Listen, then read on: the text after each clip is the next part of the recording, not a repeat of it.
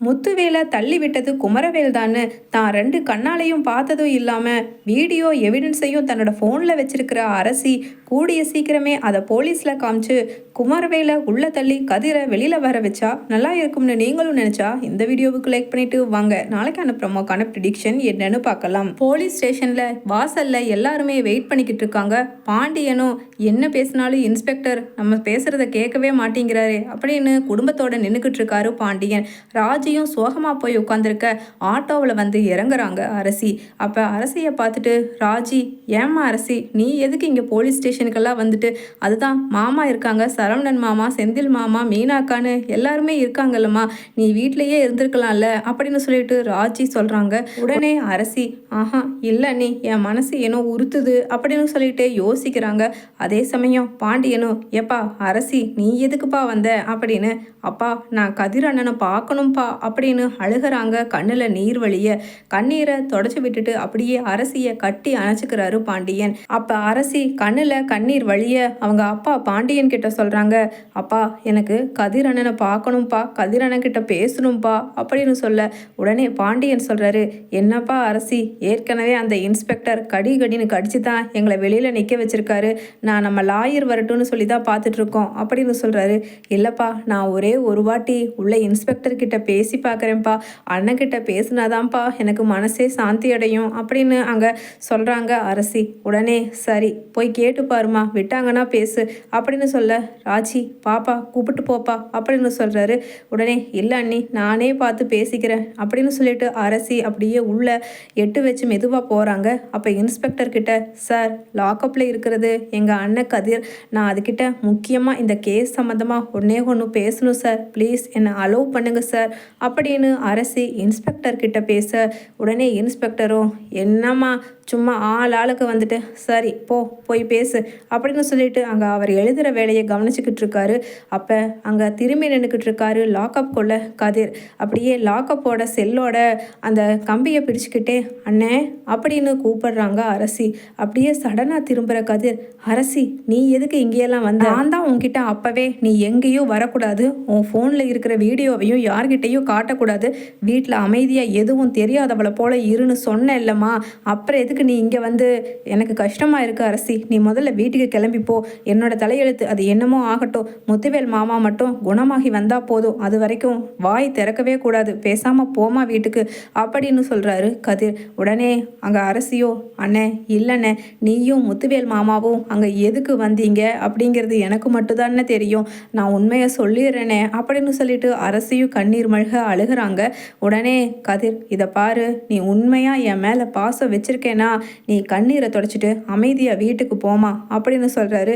உடனே அண்ணே இந்த வீடியோவை அதுதான் குமரவேல் தானே முத்துவேல் மாமாவை தள்ளி விட்டது, அதுக்கு எங்கிட்ட சாட்சியே இருக்குண்ணே, இதோ பாருண்ணே, அப்புறம் ஏன்னா நீ இதை காமிக்க வேண்டான்னு இப்போ வரைக்கும் என்னை தடுத்து நிறுத்தி வச்சிருக்க அப்படின்னு அரசியும் கேட்க உடனே கதிர் சொல்கிறாரு, ப்ளீஸ் அரசி கிளம்பு அப்படின்னு கையெடுத்து கும்பிட்றாரு. உடனே சரிண்ணே நீ பத்திரமா தானே இருக்க, உன்னை அடிக்கலாம் மாட்டாங்கல்லண்ணே, என்னால் தாங்கவே முடியாதுண்ணே, உன் மேலே ஏதாவது அவங்க அடிச்சிருவாங்களோ கை வச்சிருவாங்களோன்னு எனக்கு பயமாக இருக்குண்ணே அப்படின்னு சொல்லிட்டு அரசியும் அழுக, போமா அதெல்லாம் அண்ணன் பார்த்துக்குவேம்மா அப்படின்னு சொல்லிட்டு சொல்கிறாங்க.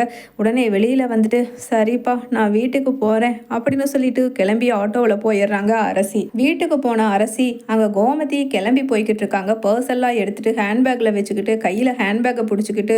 அப்போ அரசியும் உள்ளே என்டர் ஆக, என்னடி நீ எங்கே போயிட்டு வர அப்படின்னு கேட்க, அம்மா அண்ணனை பார்க்குறதுக்கு அப்படின்னு சொல்ல, என்கிட்ட கோயிலுக்கு போகிறேன்னு சொல்லிட்டு தானடி போனேன், ஏண்டி வீட்டில் எல்லாரும் கஷ்டப்படுறது பத்தாதா, நீ எதுக்கு போலீஸ் ஸ்டேஷன் அங்கே எங்கேன்னு போயிட்டு பேசாமல் வீட்டில் இருக்க வேண்டியது தானே, நான் இப்போ என் அண்ணன் முத்துவேல்கிட்ட சாட்சி வாங்குறதுக்காக போலீஸ்காரங்க வராங்களாம் ஹாஸ்பிட்டலுக்கு, அங்கே போய் பார்க்குறேன்டி, என் அண்ணன் சத்தியமாக பொய் சொல்லாது, நிச்சயமாக கதிர் இந்த தப்பை பண்ணியிருக்க மாட்டாங்கிற உண்மையை அது வாயால் சொன்னாதான் அதுக்கே மனசு திருப்தியாகும், ஏதோ உதவி செய்யறதுக்காகத்தான் அங்கே கதிரை கூட்டிகிட்டு போயிருக்காரு என் அண்ணன், ஆனால் என்ன நடந்துச்சுங்கிறது அவரே வாய் திறந்து சொல்லும் பொழுது சீக்கிரமாக என் புள்ள கதிரை வெளியில் விட்டுருவாங்க அப்படின்னு சொல்லிட்டு புலம்பிக்கிட்டே போக, அம்மா நானும் கூட ஹாஸ்பிட்டலுக்கு வரட்டாமா அப்படின்னு சொல்லிட்டு சோகமாக கேட்குறாங்க அரசி.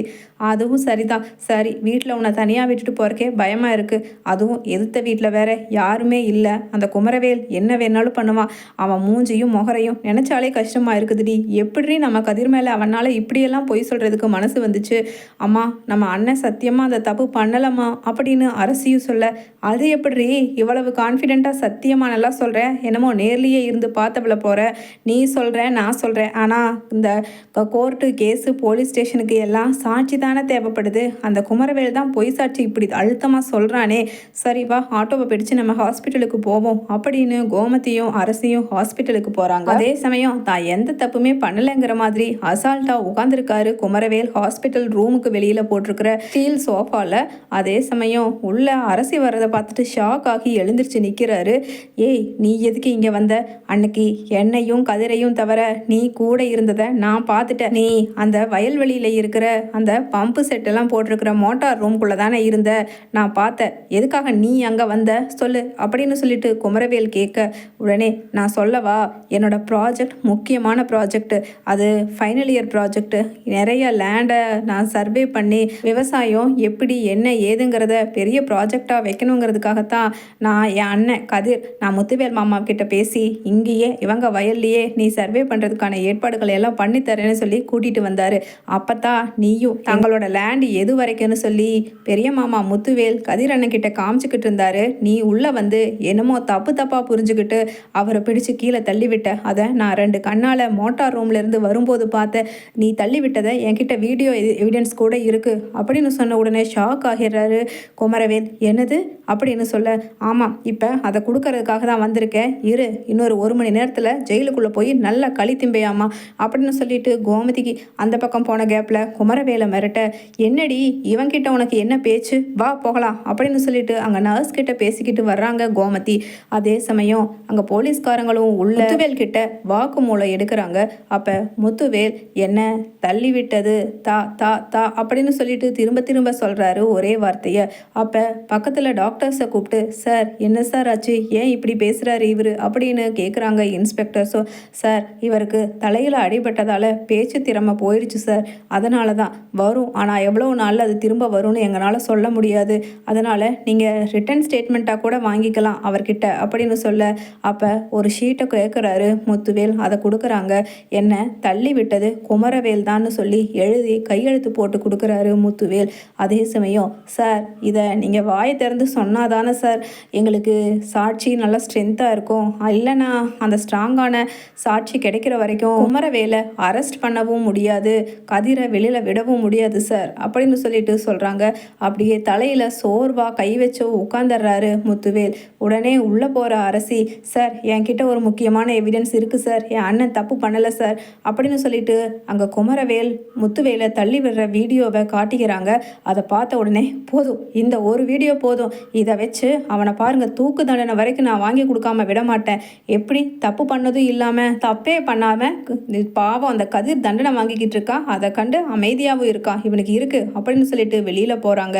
போய் பார்த்தா கொஞ்சம் கூட எதிர்பார்க்காம பயந்துக்கிட்டு இருக்க குமரவேலை பலார்னு 4 அறை விட்டு அழைச்சிட்டு போகிறாங்க. அதே சமயம் கதிரை ரிலீஸ் பண்ண கதிர் ஓடி வந்து முத்துவேலை பார்க்குறாரு. உங்களுக்கு உடம்புக்கு ஒன்றும் இல்லைல்ல, பிரச்சனை இல்லைல்ல அப்படின்னு சொல்லிட்டு தான் உள்ளே போனதை பற்றி கூட கவலைப்படாமல் முத்துவேலை பற்றி விசாரிக்கிறாரு அக்கறையோட கதிர். அதே சமயம் அரசி, அண்ணே அவருக்கு ஒன்றும் இல்லைண்ணே, இதுக்கு தான் நான் முதல்லையே சொல்லியிருந்தா நீ ஒரு நாள் கூட உள்ளே இருக்க வேண்டியது இருந்திருக்காது அப்படின்னு சொல்ல, இல்லை அரசி, இதனால் ஏதாவது பெரிய பிரச்சனை ஆகி இவருக்கு ஏதாவது டிப்ரெஷன் வர்ற அளவுக்கு தம்பி பையனை இப்படி பண்ணிட்டான்னு சொல்லி மனசு தாங்காதில்ல, அதனால தான் நான் வேண்டான்னு சொன்னேன் அப்படின்னு சொல்லிட்டு கதிர் சொல்கிறார்.